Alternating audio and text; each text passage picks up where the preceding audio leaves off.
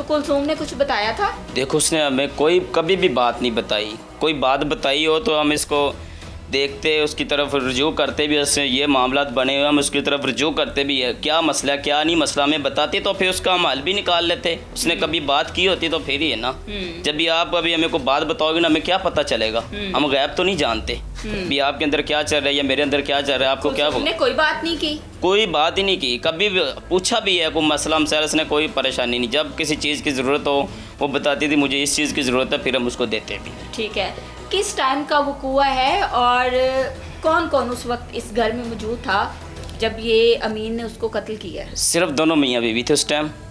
अच्छा ठीक है, और दूसरा तीसरा कोई आदमी नहीं था। बच्चे कहाँ थे? बच्चे काम पे थे, वो भी काम पे थे। बच्चे भी काम करते हैं? जी, वो काम भी कर मेहनत मजदूरी करते हैं? मेहनत मजदूरी करते हैं दोनों बच्चे। ठीक है, वो काम पे थे, ये दोनों मियाँ बीवी घर थे। तकरीबन किस टाइम का ये इंसिडेंट? तकरीबन 10:30 बजे का ये वकूआ है। ठीक है, कुछ थोड़ा सा मुझे डिटेल से बताएं कि किस तरह जो है वो पहले लड़ाई हुई या क्या मामलात बने, कैसे कत्ल किया उसने? बस उसने कत्ल किए, उसने बहुत गहरे गहरे उसको ज़ख्म किए, सिर्फ गर्दन उसकी उतारने की कोशिश की है, थोड़ी सी साथ में अटकी हुई थी, गर्दन उसने उतारने की कोशिश की है। ये पीछे कंबर पे निशान लगे हैं, आप देखो तो आपसे देखा ही ना जाए।